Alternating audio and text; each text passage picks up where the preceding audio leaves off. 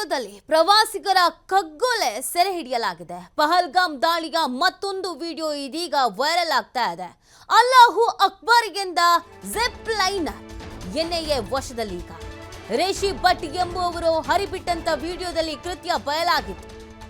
Zip line ನಲ್ಲಿ ಕಳಿಸುವಾಗ ಅಲ್ಲಾಹು ಅಕ್ಬರ್ ಅಂತ ಘೋಷಣೆಯನ್ನ ಕೂಗಲಾಗಿತ್ತು. ಈ ಹಿನ್ನೆಲೆಯಲ್ಲಿ ವಶಕ್ಕೆ ಪಡೆದು ವಿಚಾರಣೆಯನ್ನ ಮಾಡ್ತಾ ಇದ್ದಾರೆ ಎನ್ಐಎ ಅಧಿಕಾರಿಗಳು. ನೋಡಿ, ಈ ವಿಡಿಯೋ ಸಾಕ್ಷಿ ಕೂಡ ಆಗ್ತಾ ಇದೆ ಎನ್ಐಎಗೆ. ಹಲವಾರು ಅನುಮಾನಗಳಿಗೂ ಕೂಡ ಕಾರಣವಾಗಿತ್ತು ಈ ವಿಡಿಯೋ.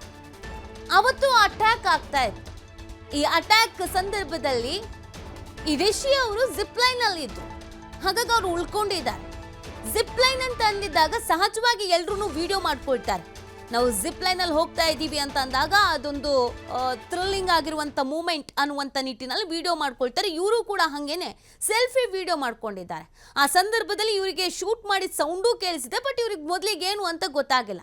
ಅಲ್ಲೆಲ್ಲ ಓಡ್ತಾ ಇರೋದು, ಅಟ್ಯಾಕ್ ಆಗ್ತಾ ಇರೋದು, ಬೀಳ್ತಾ ಇರೋದು ಎಲ್ಲವನ್ನ ನೀವು ನೋಡ್ತಾ ಇದ್ದೀರಾ. ಬಟ್ ಇವ್ರು ಜಿಪ್ ಲೈನ್ ಅಲ್ಲಿ ಇದ್ದಿದ್ರಿಂದ ಕೆಳಗಡೆ ಅಟ್ಯಾಕ್ ಆಗ್ತಿದೆ ಅನ್ನೋದು ಆ ಮೂಮೆಂಟಲ್ಲಿ ಅವ್ರಿಗೆ ಗೊತ್ತಾಗಿಲ್ಲ. ಜೊತೆಗೆ ಅಲ್ಲಿ ಸುತ್ತಮುತ್ತ ಯಾವ ಥರದ ವಾತಾವರಣ ಇದೆ ಅನ್ನೋದು ಕೂಡ ಗೊತ್ತಾಗಿಲ್ಲ.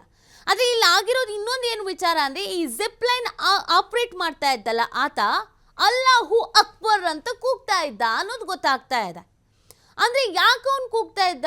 ಅವನಿಗೂ ಈ ದಾಳಿ ಬಗ್ಗೆ ಮಾಹಿತಿ ಅನ್ನೋದು ಇತ್ತಾ? ಮುಂಚಿತವಾಗಿ ಇದು ಪ್ಲಾನ್ ಆಗಿತ್ತಾ? ಉಗ್ರರು ಹೀಗೆ ಬರ್ತಾರೆ ಅನ್ನೋದು ಗೊತ್ತಿತ್ತಾ? ಹೀಗೆ ಬಂದು ಅಟ್ಯಾಕ್ ಆಗಿದ್ದು ಅವನಿಗೆ ಖುಷಿ ತಂತ, ಸಂತೋಷ ಆಗ್ಬಿಡ್ತಾ? ಪ್ಲ್ಯಾನ್ಡ್ ಆಗಿತ್ತ ಇದು? ಹಾಗಾದರೆ ಅಲ್ಲಿ ಜಿಪ್ ಲೈನ್ ಆಪರೇಟರ್ ಆಗಿರೋರು ಇನ್ನೊಬ್ರು ಮತ್ತೊಬ್ರು ಹಾಗಿದ್ರೆ ಈ ಥರದೊಂದು ಅಟ್ಯಾಕನ್ನು ಬಯಸ್ತಾ ಇದ್ರಾ?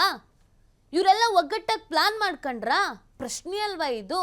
ಸೊ ಆ ಕಾರಣಕ್ಕಾಗಿ ಮೊದಲು ಈ ಯಾರು ಹಿಂಗೆ ಕೂಗಿದ್ರೋ ಆತನನ್ನು ವಶಕ್ಕೆ ಪಡ್ಕೊಂಡ್ರೆ ಗೊತ್ತಾಗುತ್ತೆ ಮಾಹಿತಿ.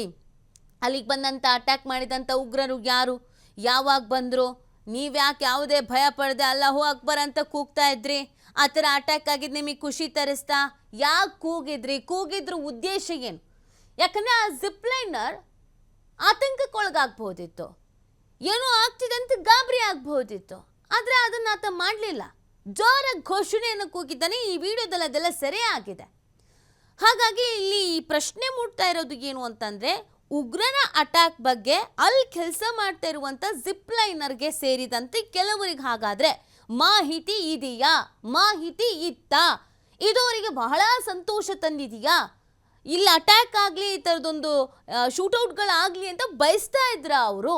ಪ್ರಶ್ನೆ. ರೇಷಿ ಭಟ್ ಅನ್ನೋರು ಈ ವಿಡಿಯೋವನ್ನು ಅಪ್ಲೋಡ್ ಮಾಡ್ತಾರೆ.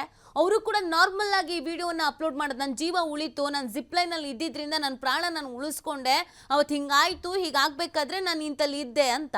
ಸೊ ಆ ವಿಡಿಯೋದಲ್ಲಿ ಇದೆಲ್ಲವೂ ಕೂಡ ಸಿಕ್ಕಿದೆ. ಆತನನ್ನು ಸದ್ಯಕ್ಕೆ ಎನ್ಐಎ ಅಧಿಕಾರಿಗಳು ವಶಕ್ಕೆ ಪಡ್ಕೊಂಡು ತನಿಖೆಯನ್ನು ನಡೆಸ್ತಾ ಇದ್ದಾರೆ.